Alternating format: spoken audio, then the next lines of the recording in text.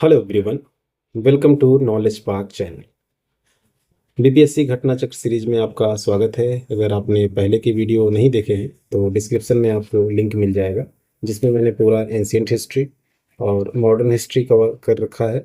Modern history में अभी कुछ टॉपिक्स बचे हुए हैं, तो अभी कुछ वीडियो उसमें और आएंगे। और फिजिक्स, अभी तक का जो फिजिक्स का पोर्शन था उसको मैंने कवर कर रखा है, और काफ़ी हद तक फिजिक्स सब खत्म है, और ये लास्ट वीडियो होगा फिजिक्स का। इसके बाद हम बायोलॉजी वाला पार्ट करेंगे या फिर केमिस्ट्री वाला पार्ट करेंगे। और ज़्यादा लंबा वीडियो को, थोड़ा सा वीडियो लंबा इस वजह से हो रहा है क्योंकि हम एक्सप्लेन ज़्यादा कर रहे हैं। हम चाह रहे हैं कि आप यहीं पे वो सारी बातें सीख लें, ताकि आप क्वेश्चन किसी भी तरीके से आए वो आप कर लें। तो वो हमारा पर्पज़ है, केवल टिक करना कि इसका बी ए बी सी या फिर वो मकसद नहीं है। अगर ए बी सी अगर आप करना चाहेंगे तो आप एग्जाम सेंटर में क्वेश्चंस नहीं कर पाएंगे, तो कुछ क्वेश्चन उसमें छोड़ जाएंगे। That's why I am explaining. तो बिना टाइम वेस्ट किए शुरू करते हैं। If the spinning of the earth increases, then the weight of the body at equator will be. तो ये increase, decrease, remain same, be doubled. तो ये डिक्रीज होगा, लेकिन ये समझेंगे कैसे आप? जो लोग फिजिक्स नहीं पढ़े हैं उनके लिए ऐसी चीज़ों को समझना थोड़ा सा मुश्किल होता है।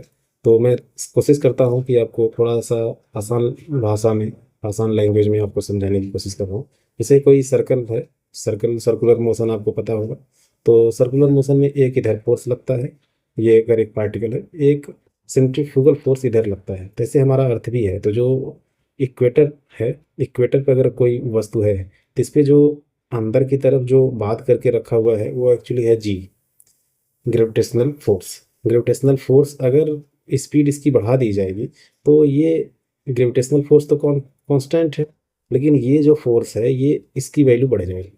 और जब इसकी वैल्यू बढ़ जाएगी, जैसे मान लीजिए इसका वैल्यू एफ है, और बाद में अगर एफ डैश हो जाता है, और एफ डैश एक्चुअली ग्रेटर है एफ से, तो अभी की जो वैल्यू होगी वो जी पे, जी की वैल्यू के कंपेयर में और ज़्यादा बढ़ गई। तो इस वजह से हमारा वेट जो है, या फिर जो भी बॉडी का वेट होगा वो घट जाएगा। तो ये बस इतना ही आप समझिए, उससे ज़्यादा उसमें समझने की कोई बात है नहीं। The weight of an object when measured on the earth surface is 100 Newton. What will be its weight when measured on the moon surface. तो ये जी पे ही डिपेंड करता है। कोई भी बॉडी का वेट एक्चुअली एम जी होता है, और ये जी जो है चेंज करता है। हर हर सेलेस्टियल बॉडी की अपना अलग जी होता है। तो यहाँ पे अर्थ का जो जी की वैल्यू है तो वो है 9.8, 9.8। और इसका 1/6 पार्ट जो है मून पर है। तो इसको आप 100 इसको अगर आप मल्टीप्लाई करेंगे तो वन ये 16.7 न्यूटन आएगा। तो ये ऑप्शन डी करेक्ट हो जाएगा। तो कई बार इसका उल्टा भी पूछ लेता है कि मून पे इतना वेट था तो अर्थ पे कितना होगा, अर्थ पे बढ़ जाएगा। और फिर यहाँ पे है तो वो जी की वैल्यू पे ही, तो जी का वैल्यू मैंने समझा दिया कि 1/6 होता है चंद्रमा पे। तो इस वजह से two objects of different masses falling freely near the surface of the moon would have different acceleration, undergo a change in their inertia, have same velocity at any instant, experience forces of same magnitude। तो कोई भी अगर जैसे ये मान लीजिए building है, और ये किसी भी बॉडी के लिए एक्चुअली अप्लाई होगा, ऐसा नहीं कि मून के लिए ही केवल ये स्पेशल केस देती है। क्योंकि एक ही बॉडी की बात हो रही है, ऐसा नहीं हो रहा है कि वहाँ से यहाँ लाए, ऐसा कुछ तो है नहीं। तो यहाँ से जब कोई अगर चीज़ नीचे गिरती है तो उसका जो वेट है उसी पे वो डिपेंड करता है। वेट मतलब केवल जी की वैल्यू पे डिपेंड करता है। तो जी की वैल्यू सबके लिए सेम है, मास पे नहीं डिपेंड करता। मास पर नहीं, चाहे आप बिल्डिंग से एक मोटे तगड़े आदमी को फेंकिए या फिर एक छोटी सी कोई चीज फेंकिए, अगर वो वैक्यूम है। सही क्वेश्चन तो इसमें होना चाहिए कि वैक्यूम भी ऐड करना चाहिए, निर्वात में ये चीज़ें घटनाएं हो रही हैं। तो क्योंकि एयर रेसिस्टेंस की वजह से जो हल्की चीज़ होती है उसके ऊपर एक ऊपर ऊपर की तरफ फोर्स लगता है, और भारी वस्तु पर वो भी वहाँ भी फोर्स लगता है। लेकिन भारू जो वेट में ज़्यादा होता है वो जल्दी गिर जाता है नीचे, ये प्रैक्टिकल लाइफ में होता है। लेकिन वैक्यूम में क्या होता है कि क्योंकि ऊपर कोई रेसिस्टेंस लग नहीं रहा, तो कोई भी चीज़ हम नीचे फेंकेंगे तो वो सेम टाइम पे गिरेगा। लेकिन इसमें तो हम आइडियल सिचुएशन की ही बात करते हैं एक्चुअली जो होता है, तो same have same velocity at any instant. You are standing in an elevator. The force exerted by your weight on the floor of the elevator. तो ये वही है, किसी भी एक एक एलिवेटर ले लेते हैं, एलिवेटर है, इस पे जो फोर्स लगता है m g plus m a, m a, m g dash, या फिर एम ए कर ले, तो will be zero when the lift comes down m g. तो ये फार्मूला होता है ये एक्चुअली। तो अगर ये ए की वैल्यू जी के बराबर हो जाएगा तो ये जीरो हो जाएगा। तो वही ये बात कह रहे हैं कि will be zero when lift comes down with an acceleration. नीचे जाने पे ये जी माइनस ए होता है, और अगर ऊपर जा रहे हैं जी प्लस ए होता है। तो इसी से आप डिफाइन कर लेंगे। Acceleration due to gravity on earth surface is approximately, ये आपको हमेशा याद होगा 9.8। थोड़ी सी विजिबिलिटी की प्रॉब्लम है, लेकिन आप मेरे शब्द को अगर सुनेंगे तो आपको दिक्कत नहीं होगी। If feather a rubber ball and a wooden ball are falling freely simultaneously from the same height in the vacuum। देखिए यहाँ पे वैक्यूम ऐड कर लिया गया है। तो कोई भी कितनी भी भारी हो, कितना भी वजन हो, कितना भी कुछ भी हो, किसी भी हाइट से अगर फेंकेंगे तो वो सेम उनकी जो ग्राउंड पे सेम टाइम पे पहुंचेंगे। अगर उनका एयर रेसिस्टेंस ऐड कर दिया जाएगा तो वो अलग अलग टाइम पे आएंगे, लेकिन ऐसी सिचुएशन यहाँ पे नहीं है क्योंकि वैक्यूम है, और वैक्यूम वाला ही सिचुएशन हम कंसिडर भी करते हैं जब तक स्पेशली उसमें कहा ना गया हो। How do high water waves occur in the ocean. तो ये हाई टाइड और लो टाइड आपने सुना होगा। तो ये मून की वजह से होता है। मून का जो अपना एक ग्रेविटेशनल फोर्स है अर्थ के ऊपर, उसकी वजह से ये होता है। सन की वजह से नहीं, क्योंकि सन बहुत दूर है। There is no atmosphere on surface of the moon because it is closer to earth. No. It revolves around earth. No. It gets light from sun. No. ये ऑप्शन सी वाला सही हो जाए, क्योंकि आरएमएस वैल्यू जो actually हमारे पास atmosphere क्यों है, अर्थ के पास एटमॉस्फेयर इस वजह से है क्योंकि कोई भी गैस एक्चुअली किसी इन्वायरमेंट में रहती है तो उसके लिए एक जो आरएमएस वैल्यू है, जो उसकी एस्केप वेलोसिटी है, और वो आरएमएस वैल्यू से ज़्यादा होनी चाहिए, तब वो यहाँ पे कुछ गैसें जो है रुक पाएंगी। नहीं तो गैसें जो है स्केप कर जाएंगी, ये एटमॉस्फेयर में रुकेंगी ही नहीं। अर्थ के साथ ये सीन है। तो अर्थ के पास बहुत सारी गैसेज हैं, लेकिन मून के साथ ऐसा नहीं है। इसी वजह से मून, क्योंकि हमने देखा है कि जी की वैल्यू वहाँ पे कितनी होती है, 1/6। When a stone is brought from the surface of the moon to the earth then, अभी हमने कहा वही फिर चेंज कर दिया है, केवल its weight will change but mass will not change. ये है, क्योंकि वहाँ पे जो वेट होगा वो g/6 होगा, लेकिन अर्थ पे लाने पे जी हो जाएगा। तो ये वाला ऑप्शन सही होगा। अदर ऑप्शन आप पढ़ सकते हैं, उसमें कुछ खास बात नहीं है। If the distance between two objects is doubled, what happens to the gravitational force between them? It halves, it becomes 1/4, it quadruples, and ये वाला ऑप्शन सही होगा। इसको आप थोड़ा सा कैलकुलेशन है इसमें, एक्चुअली आप जानते होंगे जी को m1 m2 upon r1 square. Okay, इसको एफ1 करते हैं तो इसका मतलब ये हो गया कि इसने क्या कहा है कि distance between to object is double. मतलब एक सिचुएशन यहाँ पे है, आर की वैल्यू को, r1 की वैल्यू को इसको डबल कर दिया जा रहा है बाद में। तो f1 upon f2 equal to r2 upon r1, इसका स्क्वायर हो जाएगा। क्यों हो जाएगा ये? इसी फार्मूले पे आप देखिए, f1 जो है, एफ जो है 1/r के प्रोपोर्शनल है, आर स्क्वायर के इनवर्सली प्रोपोर्शनल है। तो जब यहाँ पे f1 करेंगे और इसके डिवाइड f2 करेंगे तो ये 1/r2, तो ये ऊपर चला जाएगा और ये नीचे हो जाएगा। तो इस वजह से ये मैंने डायरेक्ट ही लिख दिया। तो इसको आप देख लीजिए, f1/f2, इसकी वैल्यू अगर आप रखेंगे तो वो क्वार्टर पोल वाला ही आएगा, क्योंकि वो डबल हो गया। तो r2 की वैल्यू आप रखेंगे 2r। ओके, तो आप रखेंगे तो आपको आप मिल जाएगा क्वेश्चन में। तो वही यही सॉल्व भी यही किया गया है। Physical properties of materials. When a film of soap appears on water during the day it shows beautiful colour. The reason of this phenomena is. ये एग्जांपल है इंटरफेरेंस का। जब दो दो लाइट ऐसे इंटरफेरेंस करती हैं एक दूसरे, तो वो बहुत ब्यूटीफुल लगता है। सोप का एक एग्जांपल होता है। The conversion of a solid directly into gas is called. जब दो बॉडी, एक है ये सॉलिड है और ये गैस हो गया, सॉरी। और ये यहाँ से यहाँ पहुँचने में आमतौर पे क्या होता है कि पहले ये लिक्विड में कन्वर्ट होता है, फिर जा करके गैस में होता है। लेकिन अगर डायरेक्ट लिक्विड गैस में कन्वर्ट हो जाए तो इसको हम सब्लिमेशन बोलते हैं। ओके। और ये इवेपरेशन होता है जब इवेपरेट होती है कोई चीज़, gas specially liquid.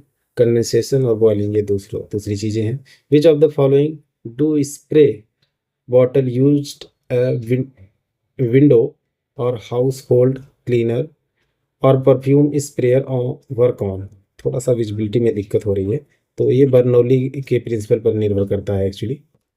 A piece of ice is floating in a beaker containing water up to its brim when whole of the ice melts.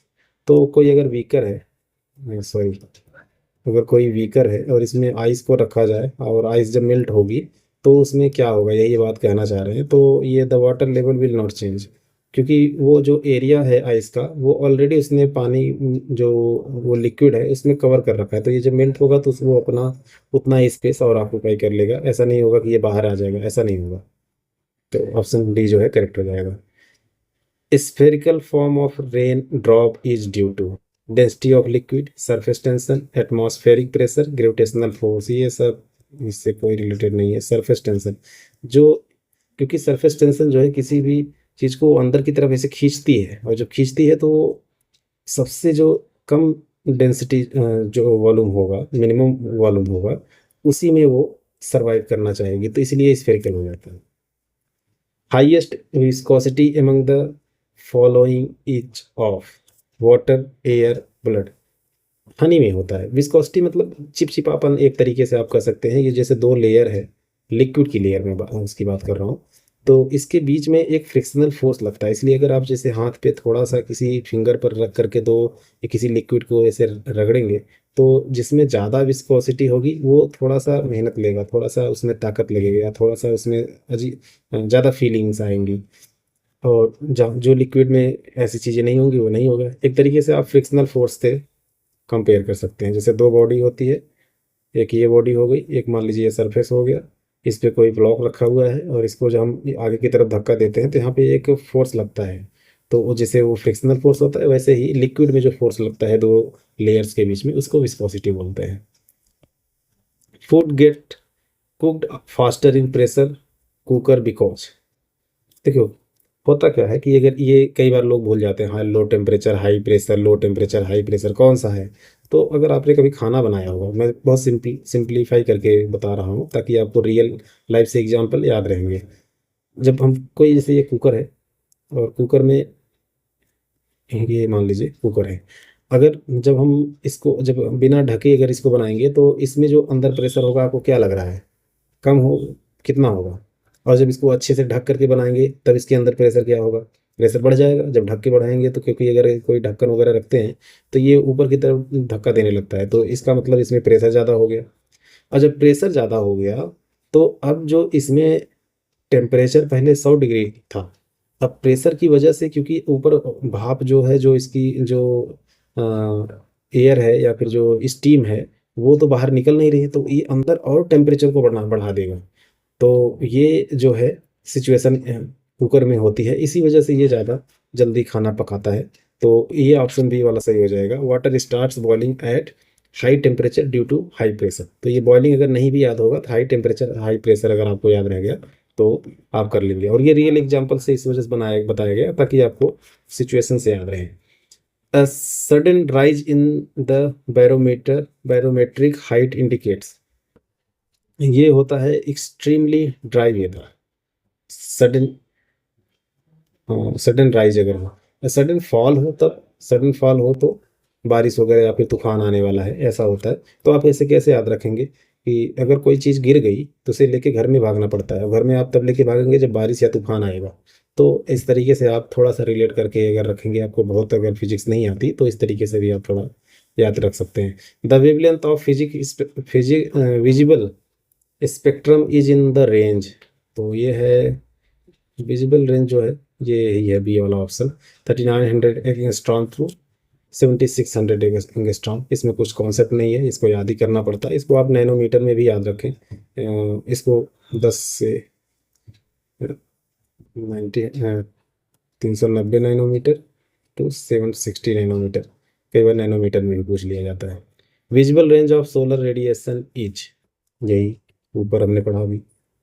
The amount of light flux produce by an isotropic source of two candela is, ये थोड़ा सा tough question होगा, क्योंकि अगर आपको luminous intensity अगर आपने जैसा चैप्टर नहीं पढ़ा है तो 4 पाई आई ये होता है। ये आई की वैल्यू 2 कैंडला दिए हुए हैं, तो 4 पाई इंटू 2 ये हो जाएगा 8 पाई ल्यूमिन्स। ये ऑप्शन सी करेक्ट हो जाएगा। ये फार्मूले के ऊपर ये बेस है, इसमें कुछ कॉन्सेप्ट नहीं है। Choose the correct statement.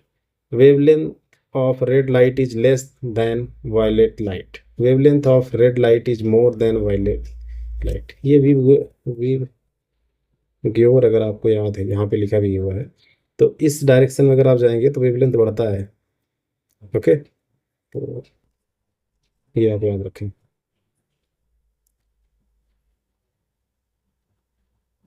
क्या है wavelength of, yes, dispersion of light is possible by dispersion, sorry dispersion है, डिस्पर्सन में कर रहा हूँ। Dispersion of light is possible prism, convex lens, concave lens, simple mirror. ये प्रिज्म के द्वारा होता है। डिस्पर्सन क्या होता है एक्चुअली, इसको भी थोड़ा समझ लीजिए। ये जब लाइट ऐसे प्रिज्म पे डाली जाती है तो ये अपने कांस्टिट्यूएंट जो सातों रंग हैं उसमें जो है डिस्पर्स हो जाते हैं, उसी को डिस्पर्सन बोलते हैं, और वो प्रिज्म के द्वारा होता है। Large number of thin strips of black paint are made on the surface of convex lens of focal length 20 centimeter to catch the image of a white horse। ये अगर आप इस थोड़ा सा इस चीज को समझते हैं, हॉर्स ऑफ लेस ब्राइटनेस, ये वाला सही होगा। The focal length of a convex lens is FL, ये हो गया focal length of a convex lens. FL जो है 10 सेंटीमीटर दिया हुआ है। On emerging in water it will act as, तो जब ये जो फार्मूला होता है 1/f equal to mu minus 1, इसको म्यू डैश कर लो, minus mu dash 1/f1 minus 1/f2। ये एक्चुअली रियल फार्मूला होता है किसी का फोकल लेंथ निकालने के लिए।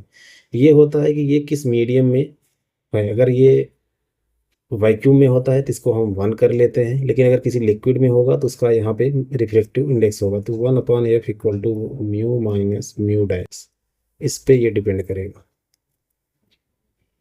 ये जो है डिपेंड करेगा। तो एफ जो है 1/म्यू माइनस म्यू डैश, इस पे डिपेंड करेगा। तो अगर इसकी वैल्यू जो है बढ़ गई तो क्या होगा, तो इसकी वैल्यू बढ़ जाएगी, तो ये ऑप्शन सी वाला करेक्ट हो जाएगा। सिंपल सा कैलकुलेशन है, बस अंडरस्टैंडिंग बेस। दो water is transparent to visible light, it is not possible to see distant object in fog which consist of fine drop of water. This is so because fine drops of water are opaque to visible light. Most of the light is scattered to create apparent opacity. Light rays suffer total internal reflection and so unable to reach observer's eye. तो ये B वाला option बहुत ही obvious सा है कि जो drops होते हैं उनके बीच में स्कैटर्ड हो जाती है लाइट, तो जब स्कैटर्ड हो जाएगी तो दिखाई नहीं देगा। Monochromatic light enters from one medium to the other, which one of the following properties does not change। तो एम्पलीट्यूड ये चेंज होगा, वेलोसिटी भी चेंज होगी, क्योंकि ये सब चीज़ें डिपेंड करती हैं, और रिफ्रैक्टिव इंडेक्स भी चेंज होगा, इसको भी आप याद रखें, लेकिन फ्रीक्वेंसी नहीं चेंज होगी।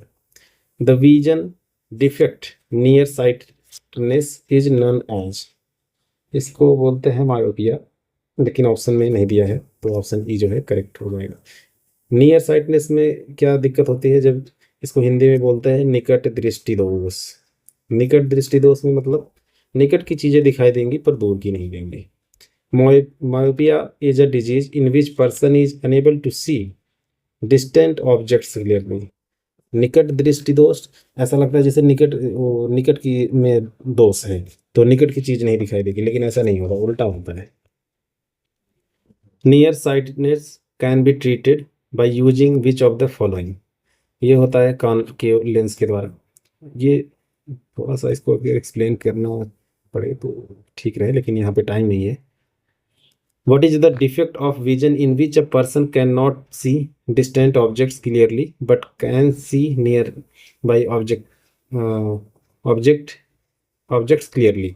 तो ये myopia वही बात कह रहा है।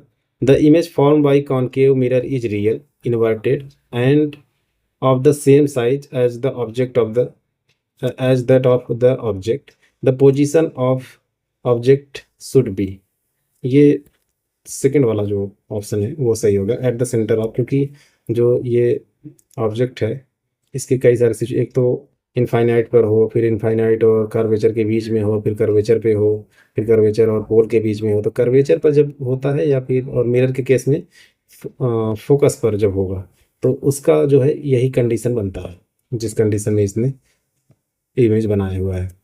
As the diameter of objective lens of a telescope increases, the resolution of telescope तो depends on focal length of lens।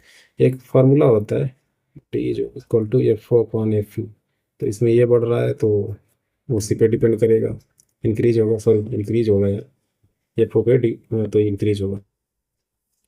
Light is made of 7 colours, what is the method of separating the colours? The colours can be separated by prism, यही हमने ऊपर देखा dispersion वाले process में। The power of a lens glass is +2 dioptre, it's focal length will be, ये होता है भैया, और ये जो है मीटर में होता है। अगर इसको सेंटीमीटर में करेंगे तो ये 100/f हो जाएगा इक्वल टू d, और इसको ट्रांसपोज करेंगे f इक्वल टू 100/2, और 2 की वैल्यू भी हमने रख दी डायोप्टर में, तो 50 आ जाएगा, तो 50 centimetre.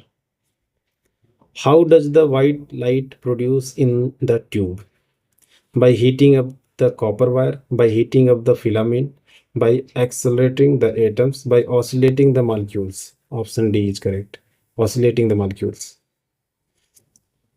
Used in solar furnace, solar furnace में plane mirror, concave mirror, convex mirror, और कॉनकेव लेंस, तो ये कॉनकेव मिरर जो है यूज होता है। Solar furnace is structural device use to generate high temperature, it is used a concave mirror, तो mirror जो है आप याद रखेंगे, लेंस नहीं होता है। The optical instrument use to view extremely small object is microscope, और तो कुछ है ही नहीं। On what does the light in a tube light depend? Gas in the tube, solid metal in the tube, liquid in the tube glass, ये दूसरा वाला solid metal। lead is used for cleaning, for light transmission, for power, for weakness, तो ये option B for light transmission के लिए use होता है। in a barber's shop, 2 plane mirror are placed perpendicular to each other at an angle of 45 degree, at an angle of 60 degree, and पहला option था parallel to each other, तो पहला option ही होगा, parallel रखा जाता है इसलिए इनफाइनाइट इमेजेस आपको उसमें दिखती हैं। और एक फार्मूला आपको बता देते हैं जो कि बहुत कई बार पूछे जाना गया है। एक कोई भी अगर ये थीटा है, अगर इनके किसी भी दो मिरर, ये दो मिरर हैं और इनके बीच का एंगल थीटा है, तो इनके बीच में कितने इमेज बनेंगे, तो नंबर ऑफ इमेज जो होंगे वो होगा 360/θ-1। ओके, जैसे मान लो 60 डिग्री हो गया तो 360/θ-1 इतना बनेगा, ऐसे आप करके देंगे। और ये एक सिचुएशन होती है सिमेट्रिक और अनसिमेट्रिक, तो अगर ये ऑड आता है, ये वैल्यू जो है ऑड आती है, तो उसमें 360/θ ही केवल होगा। ओके, ज़्यादातर होता है 360/θ-1। ओके, चाहे वो सिमेट्रिक पोजीशन पे हो, सिमेट्रिक पोजीशन का मतलब होता है इसके बीचों बीच यहाँ पे रखा हुआ गया हो, और ये चाहे वैल्यू ऑड आ रही है चाहे इवन, उसके साथ कोई सिचुएशन यही फॉर्मूला लगता है। लेकिन अगर ऑड आ रहा है वैल्यू तो उसके साथ ये वाला फॉर्मूला लगेगा, एक सिचुएशन में ये लगेगा, बाकी 3 सिचुएशन में वो लगेंगे। Which of the following does not change when light travels from one medium to another? यही क्वेश्चन फिर आ गया, फ्रीक्वेंसी देखिए क्वेश्चन बार बार रिपीट हो रहे हैं। Reading glasses are made from which type of lenses? Reading के लिए मतलब नज़दीक की चीज़ें हमको देखनी है, और दूर के लिए क्या लगता था, कौन की, तो कॉन्वेक्स हो जाएगा नज़दीक के लिए, क्योंकि हमको 25 सेंटीमीटर के पढ़ने के लिए वही हमको यूज करना है। A person standing in front of a mirror find his image bigger than himself. This implies that mirror is plane, convex, cylindrical with bulging outward. Concave mirror, जब कॉन्केव मिरर को पोल और फोकस के बीच में रखा जाता है तब जाकर तब जो है ये साइज बड़ा हो जाता है। What type of lens is used in magnifying glass? Convex lens. Magnifying के लिए कॉन्वेक्स लेंस यूज करते हैं। The nature of radiation of light is. The nature of radiation of light is like wave, like particle, like both of wave and particle. Option C is correct. तो radiation जैसे photo electric effect हो गया, photo electric effect और Compton effect, ये दो phenomena जो है ये पार्टिकल नेचर जो होता है लाइट का उससे डिफाइन होते हैं। बाकी अदर जो फिनोमेना डायफ्रैक्शन और ये सब चीज़ें हैं वो वेव नेचर से होते हैं। A beam of blue light was use to obtain diffraction pattern using a diffraction grating if yellow light is used by replacing the blue light. A diffraction pattern become narrower and crowded together. Diffraction pattern does not change. Diffraction pattern becomes broader and farther apart. ये option C वाला सब से है।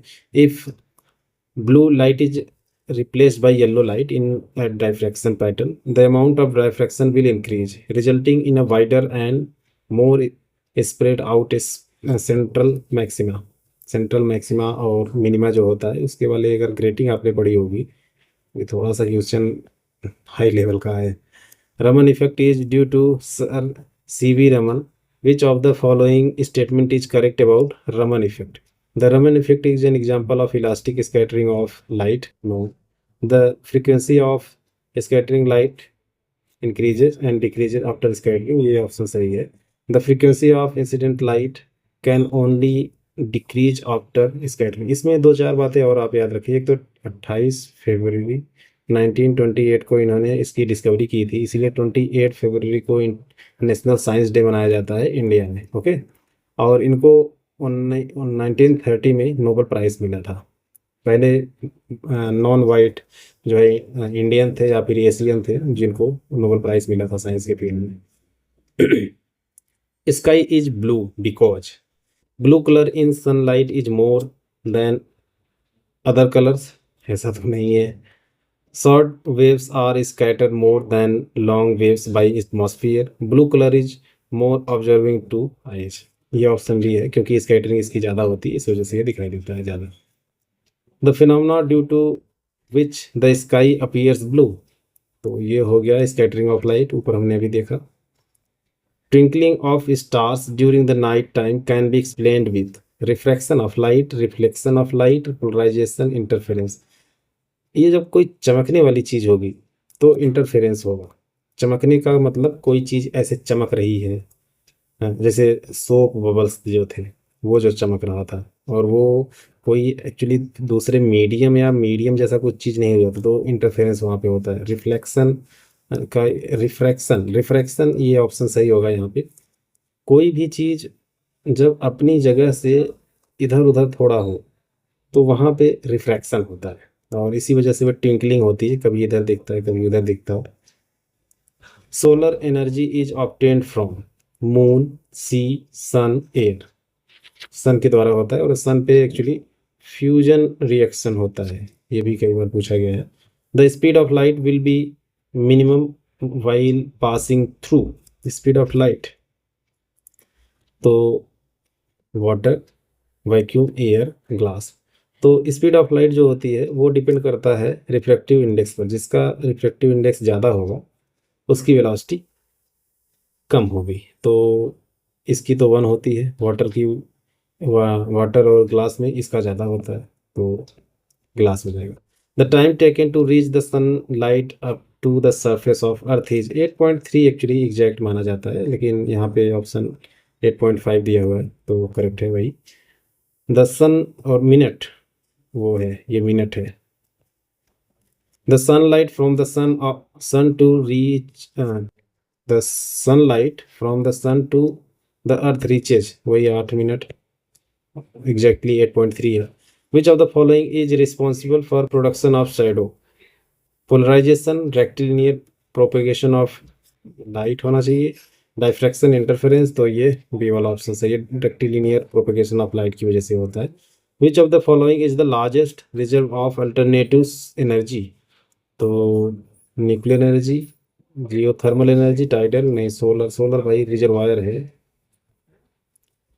Heat and thermodynamics, the temperature point at which the solid, liquid and gaseous states में stay together is known as. तीनों अवस्थाएं जो हैं किस टेम्परेचर पर पाई जाती हैं, उसको ट्रिपल पॉइंट कहते हैं। इसको बोलते हैं 273.16। एक होता है 273.15 भी होता है, लेकिन 16 जो है केल्विन को, या फिर 0.01 डिग्री सेंटीग्रेड को ट्रिपल पॉइंट बोलते हैं। ये दूसरी वैल्यू है, ये केल्विन का मिनिमम टेम्परेचर है। केल्विन का जो केल्विन स्केल में जो टेम्परेचर होता है उसको मेजर करने के लिए होता है। The value of 40 degree Celsius in Fahrenheit, C/5 K-32/9। इसमें आप सी की वैल्यू रख दीजिए, और सी की ये जो फार्मूला है इसको आप याद रखें। फिर ये एट, फिर K-273/5, ये आप फार्मूला याद रखें। बाकी किसी की भी वैल्यू निकालनी हो तो आप उसकी वैल्यू रख करके दूसरे की निकाल सकते हैं। यहाँ पे 102 आएगा, आप करके देख सकते हैं। और -40 degree centigrade equal to -40 degree Fahrenheit, ये दोनों वैल्यू -40 डिग्री जो है या फिर -40, दोनों आपस में बराबर होती हैं। उसी को कंफ्यूज करने के लिए दिया हुआ है, ताकि आप वही सोचें, लेकिन ये प्लस में है। Cooling is done by flow of water, release of compressed gas, cooking gas, melting the solid.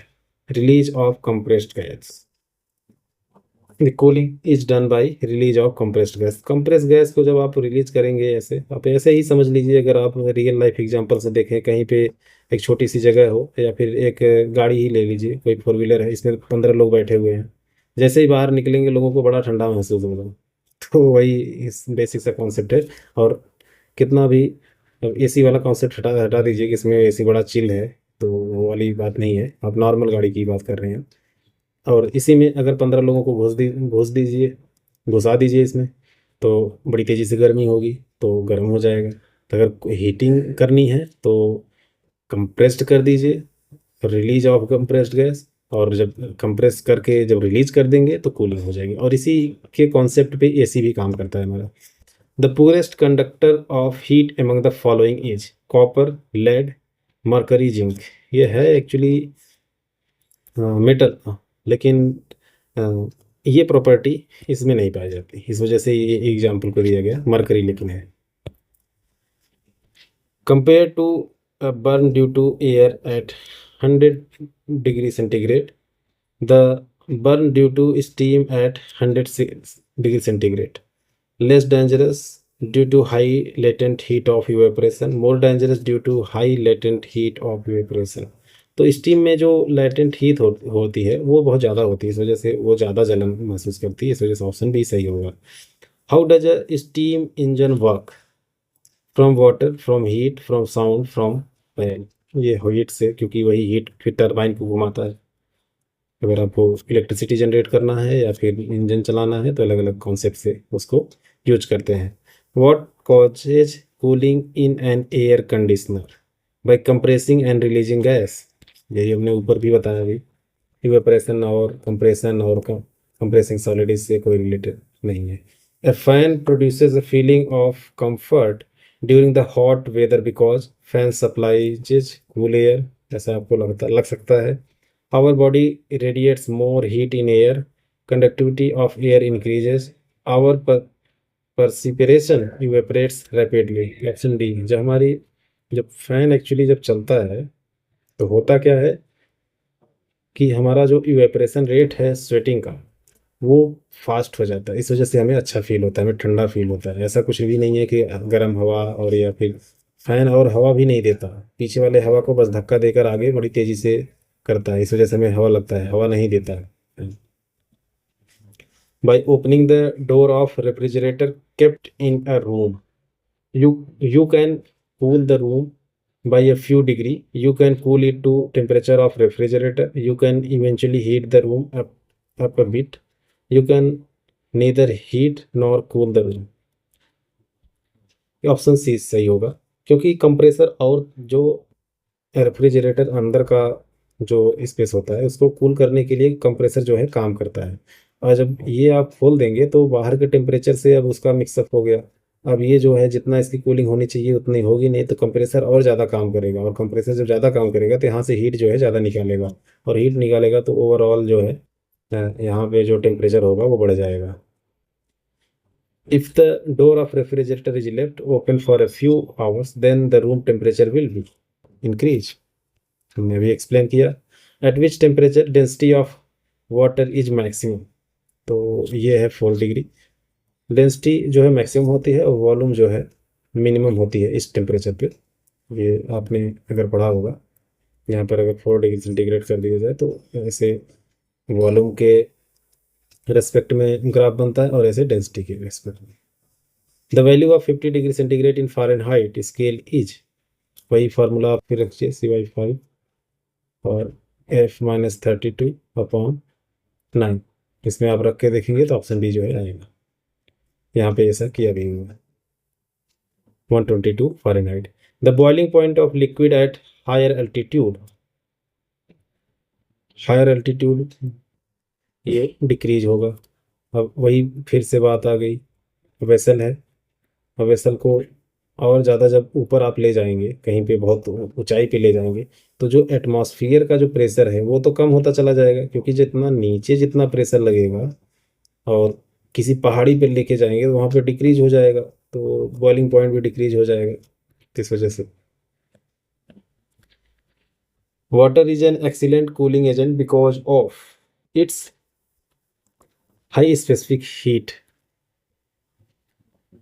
In winter, when you touch a log of wood and a rod of iron, you will feel that rod of iron is colder than wood because ये होता है in comparison, ये good conductor होता है, iron जो है good conductor इस वजह से होता है। Heat wave is consider if the maximum temperature of station reaches at least 30 degree centigrade और more for plane. Heat wave is considered if the maximum temperature of station reaches at 40 degree centigrade और more for hill station। ये उल्टा कर दिया है, यहाँ ये यहाँ होना चाहिए था, ये यहाँ होना चाहिए था। बाकी दोनों स्टेटमेंट सही है, लेकिन टेम्परेचर की वजह से गलत हो गए, तो ऑप्शन डी जो है करेक्ट हो जाएगा। Heat transfer that does not require a medium is called radiation. Radiation में होता है, बहुत ही सिंपल सा और बार बार पूछा जाने वाला सवाल है। The time period of pendulum depends on the mass, depends on its length। यही सही है। T = 2π/L/g। इसमें ये कांस्टेंट और ये कांस्टेंट तो बचा क्या, T proportional to √L, तो लेंथ पे डिपेंड करेगा। An example of longitudinal wave is sound wave। Transverse wave कौन सा होगा, लाइट वेव। दोनों एग्जांपल मैंने बता दिए। What is the distance between two successive crests और सक्सेसिव ट्रफ्स कॉल्ड। ये वेव है, ये पूछ रहे हैं कि इसके इसके बीच की डिस्टेंस को या फिर इसके इसके बीच को वेवलेंथ बोलते हैं, लैम्डा से रिप्रेजेंट भी करते हैं और एंगस्ट्रॉम में मेजर करते हैं। The velocity of electromagnetic wave is, electromagnetic wave जितने हैं सभी की जो वेलोसिटी होती है वो लाइट वेलोसिटी होती है। कॉस्मिक रेज और चार्ज पार्टिकल और uncharge particle can be charge as well as uncharge, none of the above. तो ये चार्ज पार्टिकल होते हैं cosmic waves. By what is the atmosphere mainly heated, long wave terrestrial radiation, short wave solar radiation. तो terrestrial ऐसा नहीं है जैसे ये कोई सरफेस है जो बाहर से वेव आती हैं, जब यहाँ से रिफ्लेक्ट हो करके, जैसे सन है, ये सन मान लीजिए, जब सरफेस पे पड़ती है तो इस जो कमिंग वेव है, इनकमिंग सोलर रेडिएशन जो बोलते हैं, इनकमिंग सोलर रेडिएशन है, उससे हमारा अर्थ का एटमॉस्फेयर गर्म नहीं होता। लेकिन जब जाने लगता है ये लॉन्ग वेव टेरेस्ट्रियल वेव जो है, इसकी वजह से एटमॉस्फेयर जो है गर्म हो जाता है। इसीलिए पेड़ पौधे उगाने ज़रूरी हैं। अगर बाहर से आने वाले वेव से गर्म होता तो आप पेड़ पौधे का कोई फर्क नहीं पड़ता, वो टेम्परेचर बढ़ता है, इसी वजह से जितना कम एब्जॉर्ब होगा उतना अच्छा रहेगा। Which of the following rays are used in diagnosis of intestinal disease? ये है X-ray. What is measured in hertz? Frequency. Frequency is measured in hertz. वही सेम क्वेश्चन बार बार। Shrillness of sound is determined by velocity of sound, amplitude of sound, wavelength of sound। ये wavelength of sound से shrillness पता लगता है, ये wavelength into frequency वाला फार्मूला इस पे अप्लाई होता है। Sound wave in air is, sound wave अभी ऊपर मैंने देखा लॉन्गिट्यूडनल, और ट्रांसवर्स वेव कौन सा है? Light, light wave. Before playing the orchestra in a musical concert, a sitarist tries to adjust the tension and pluck the string suitably. By doing so, he or she is adjusting। भाई frequency match करेंगे एक दूसरे से, तभी तो तबला सही से, जितना सुर ताल मिलेगा उतना अच्छा होगा। वही फ्रीक्वेंसी मैच करते हैं, बाकी इसमें और कुछ नहीं है। A noise level of 100 decibel would correspond to just audible sound, ordinary conversation, sound from a noisy street, noise from a machine shop। ये टेबल, ये तो बहुत ज़्यादा हो गया, 65 या 75 तक हम सुनने के लिए ठीक है। इसके ऊपर तो अलग अलग क्राइटेरिया भी दिए हुए हैं, कितना कितना रेंज होना चाहिए। Ultrasonic waves are sound waves with a frequency less than 20 kilohertz. और अल्ट्रासोनिक आर, ये फिर हो गया, are sound waves with a frequency greater than 20 kilohertz, ये अल्ट्रासोनिक होते हैं। और सोनिक होते हैं 20 हर्ट्ज से 20 किलो हर्ट्ज तक। और इंफ्रासोनिक होते हैं 20 हर्ट्ज से कम वाले। The hearing frequency range of cat, ये तो ह्यूमन का होता है, इसलिए इसको सोनिक वेव बोलते हैं, लेकिन इसमें कोई भी ऑप्शन सही नहीं है, तो ऑप्शन ही जो है करेक्ट होगा। इसमें 48 से 85 आप देख सकते हैं। Velocity of sound in air is approximately 330 metre per second. और एक चीज़ और आप याद रखेंगे, सॉलिड में सबसे ज़्यादा वेलोसिटी होती है, फिर लिक्विड में, फिर जो है गैस में होती है, ये भी है। In which of the following is speed of sound the highest? Steel, ये सब तो मैंने अभी बताया है, सॉलिड में सबसे ज़्यादा होगा। Which of the following rays waves is use to none the development of the fetus in womb? बहुत आसान क्वेश्चन है ये। X-ray, microwave, ultra violet rays. तो अल्ट्रासाउंड लोग बोलते हैं, अल्ट्रासाउंड कराने गए हैं तो इसको तो उससे भी याद होना चाहिए, अल्ट्रासोनिक वेव का यूज होता है। The unit of electric current is, electric current का यूनिट एम्पियर होता है। हमने 7 जो फंडामेंटल यूनिट्स बताए थे, वो इस फिजिकल क्वांटिटी वहीं से है ये। The unit of electric power is, electric power का एम्पियर, एम्पियर तो करंट का होता है वो, और कूलम जो है चार्ज का होता है, इसमें watt. In which of the following ways can 1 volt be expressed? ये होता है joule coulomb. Turbine and dynamos are used to convert which energy is electrical energy? Chemical energy, solar energy, magnetic energy, और फिर mechanical energy को electrical energy में convert करते हैं। Dynamo हो या फिर टर्बाइन हो, कुछ भी। If a bulb of 100 watt burns for 10 hours the expenditure of electricity will be. 1 kilo watt जो है 1 यूनिट के बराबर होता है, जो हम यूनिट घर में यूज करते हैं। तो इसको आप मल्टीप्लाई करिए, कोई भी दिया हो 10 वाट का बल्ब, 20 वाट का बल्ब, जितना घंटा जितना दिन दिया हुआ सबको मल्टीप्लाई कर दो, तो watt into hour into days into year, whatever you, और इसको 1000 से डिवाइड कर दीजिए। 1000 से डिवाइड क्यों करेंगे? क्योंकि 1 किलो हर्ट्ज होता है, तो 1 यूनिट निकालने के लिए आपको 1000 से डिवाइड करना पड़ेगा, तो वही जो जितना आएगा 1 यूनिट हो जाएगा। इसका ऑप्शन कितना था, 100 और 10 का मल्टीप्लाई करेंगे 1000 आएगा, और जो 1000 से डिवाइड भी कर देंगे तो 1 यूनिट आएगा। इसका ये मतलब हुआ कि 100 वाट का अगर एक बल्ब है और 10 घंटे जलाया जाता है तो 1 यूनिट बिजली की खपत होगी। अगर ये 5 दिन तक जलाया जाता तो तब इसमें 5 से मल्टीप्लाई कर देते तो 5 यूनिट हो जाता। बस यही है। और ये किसी तरीके से भी पूछा जाए, अगर आप फॉर्मूला, अगर आपको तरीका पता है तो आप आसानी से कर सकते हैं। The total resistance of A circuit having 2 parallel resistors is 1.403 kilo ohm if one of resistance is 2.0 kilo ohm, then the other resistor will be, ये फार्मूला जो है पैरेलल वाला 1/R equal to 1/R1 plus 1/R2। एक की value दिया है कितना, 2,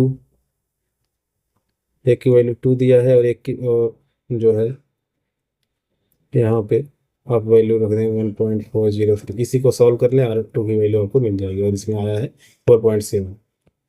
इन common dry cell electrolyte is, इसमें ये तो इलेक्ट्रोलाइट होता ही नहीं, तो इसमें यही ammonium chloride. An electron of mass mkg and charge E coulomb travels from rest through a potential difference V volt. The final energy in joule will be, joule वही electric volt, आपने पढ़ा होगा 1.6 into minus 19 electric volt, ये जो बहुत बार ऐसा पढ़ा होगा। तो इलेक्ट्रिक वोल्ट में ही होता है ये सब, बस जो चीज़ें लिखी गई हैं आपको गुमराह करने के लिए लिखी गई हैं, बाकी जो जूल होता है वो इलेक्ट्रिक वोल्ट ही होता है। यहाँ पे लिखा भी हुआ है 1.6 into 10⁻⁻13 joule. Dynamo is a device which converts, अभी हमने ऊपर देखा, मैकेनिकल एनर्जी को इलेक्ट्रिकल एनर्जी में। इन इलेक्ट्रिकल मोटर, तो इलेक्ट्रिकल एनर्जी को कन्वर्ट करता है किसमें, ये इलेक्ट्रिकल एनर्जी को मैकेनिकल एनर्जी में। The device to measure electric current is, electric current meter, और एक गैल्वेनोमीटर भी होता है, गैल्वेनोमीटर, जो कि स्मॉल करंट को मेजर करने के लिए यूज किया जाता है। What instrument is use to measure electric current, ये galvanometer. Photo electric cell is device which converts light energy into electric energy। Photo electric से ये यही है, converts light energy into electric energy, converts electric energy into light energy, ऐसा नहीं है। तो option A जो है करेक्ट हो जाएगा। Solar cell is a device that converts light energy into electrical energy. We obtain the highest output of energy during noon when the sun is just above our head because the density of light radiation is maximum when sun rays are falling vertically. The heat produced is highest in noon. The sun is nearest to the earth at noon. तो option ये वाला option सही हो जाएगा। एक question और पूछ सकते हैं कि किस टाइम पे दिन में टेम्परेचर सबसे ज़्यादा होगा। देखिए दोनों अलग अलग है, किस टाइम पे आप सबसे ज़्यादा हीट लेते हैं, मिलता है आपको, तो वो होगा करीब 12 बजे या फिर जो नून का टाइम होता है। लेकिन किस टाइम पे दिन का टेम्परेचर सबसे ज़्यादा होगा, वो होगा ये 2 से 3 के बीच में, या फिर 1 बजे के बाद, दोपहर के थोड़े बाद समय में, क्योंकि सबसे ज़्यादा रेडिएशन तो इसी टाइम पे मिलेगा अर्थ को, लेकिन कुछ टाइम लगेगा उसको गर्म होने में, इस वजह से थोड़ा सा टाइम जब बढ़ जाता है। और सेम चीज़ अगर पूछा जाए coolest time of any day, तो वो होगा मॉर्निंग में हो जाएगा, सन उगने वाला है उसके थोड़ा सा पहले, क्योंकि सन जैसे उग जाएगा तो कुछ गर्म करना शुरू कर देगा, तो इस वजह से जब तक सूर्य उदय होने से थोड़ा पहले। द मैग्नेटिक, वाला question, the magnetic needle point to, magnetic needle हमेशा नॉर्थ की तरफ होता है, इसमें कुछ है नहीं। The paramagnetic theory of magnetism applies to, the एक डायामैग्नेटिक होता है, एक पैरामैग्नेटिक होता है, एक फेरोमैग्नेटिक होता है, एक फेरी मैग्नेटिक होता है, ये टाइप्स हैं, ज़्यादातर यही यही पूछा जाता है। तो ये सब तो इसमें पेयर्स इलेक्ट्रॉन्स होते हैं, प्लेटिनम में पेयर्स इलेक्ट्रॉन नहीं होते। लास्ट जो एक इसका कॉन्फ़िगरेशन जब आप करेंगे तो जो जो ऐसे ऐसे जब इलेक्ट्रॉन्स को आप रखते हैं तो जिसमें पेयर्ड वाला नहीं होता उसको पैरामैग्नेटिक बोलते हैं, तो प्लेटिनम में नहीं होगा, तो प्लेटिनम ऑप्शन सही होगा। Bulbs used in street lighting are connected in both in series and parallel, और या फिर इन पैरेलल ऑर्डर, और फिर इन सीरीज पैरेलल में कनेक्ट किए जाते हैं। Einstein got the Nobel prize for relativity, Bose Einstein condensation, mass energy equivalence photo electric effect, ये फोटो इलेक्ट्रिक इफेक्ट अभी मैंने ऊपर बताया भी था दूसरे पहले वाले वीडियो में। इन्होंने इस समय इसको पब्लिश किया था फोटो इलेक्ट्रिक इफेक्ट को, और इनको नोबेल प्राइज मिला था 1921 में। Which metal can be use for producing electricity, ये होता है यूरेनियम, आपको पता होगा। यूरेनियम 235 और 922 इसका जो है एटॉमिक नंबर होता है, और ये यूज होता है न्यूक्लियर एनर्जी में, जो कि न्यूक्लियर पावर प्लांट बनाए जाते हैं जिससे इलेक्ट्रिसिटी प्रोड्यूस होती है। The wire generally used for installation of safety fuse is made up of which material, N alloy of tin and lead, ये सही से ये इसको केमिस्ट्री में भी आप पढ़ेंगे। An electric fuse work on the heating effect of current, जितना हीट होता है तो वो गल जाता है।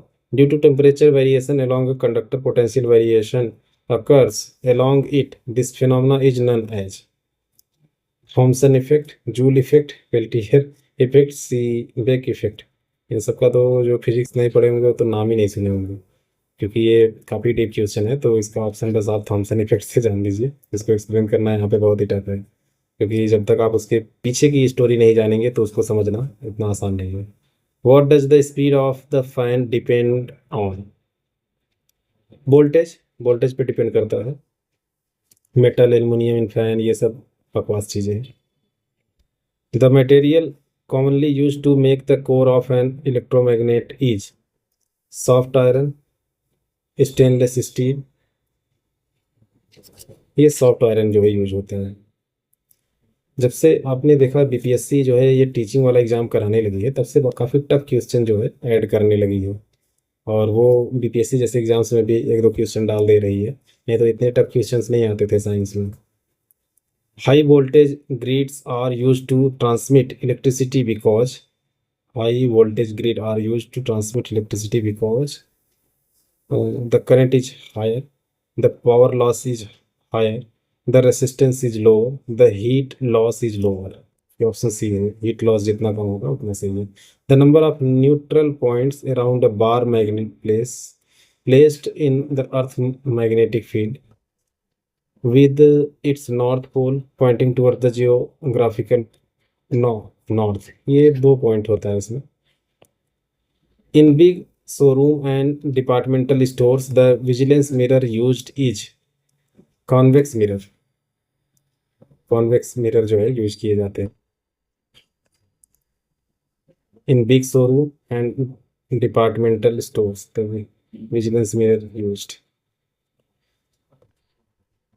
Current density is, current density scalar quantity, vector quantity, dimensionless, तो डायमेंशनलेस में ऐसा गलत है, तो ये वेक्टर क्वांटिटी है।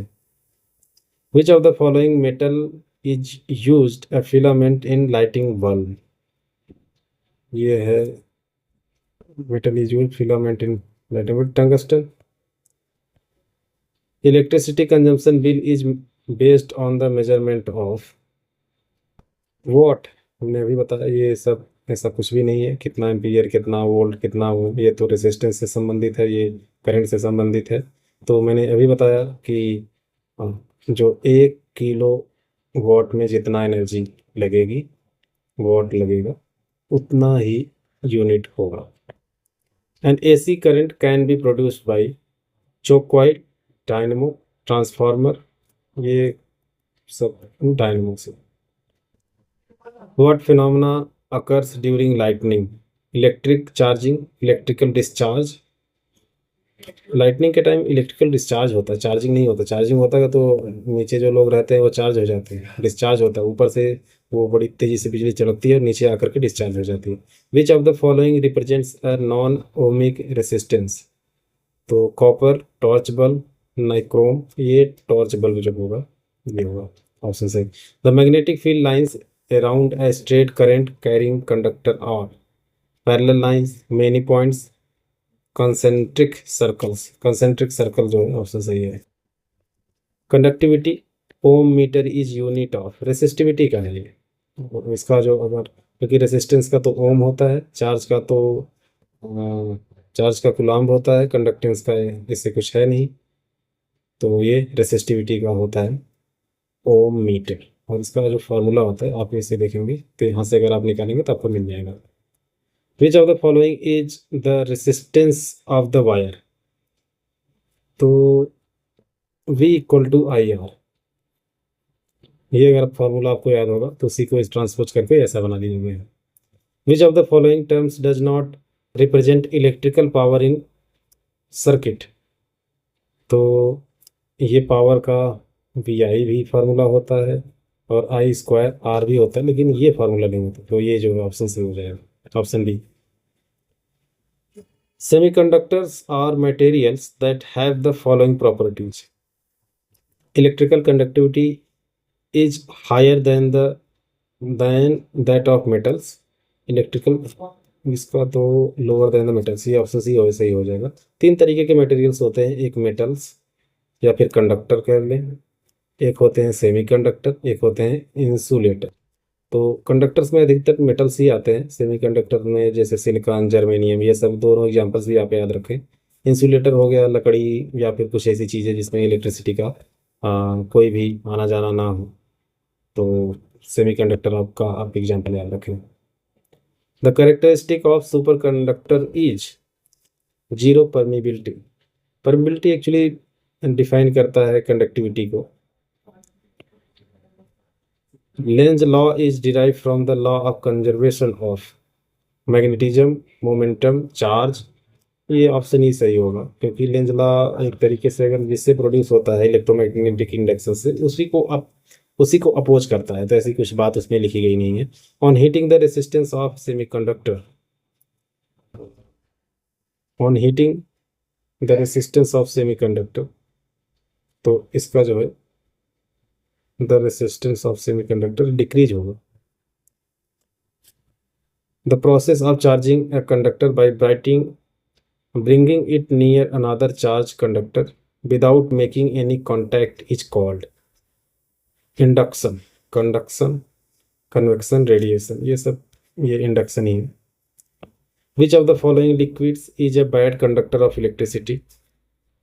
Salted water, orange juice, lemon juice, तो इसमें ऑप्शन डी होगा, बैड कंडक्टर नहीं, क्योंकि इसमें सॉल्ट ऐड करने की वजह से इसमें अच्छा होगा, इसमें भी होगा, इसमें भी होगा।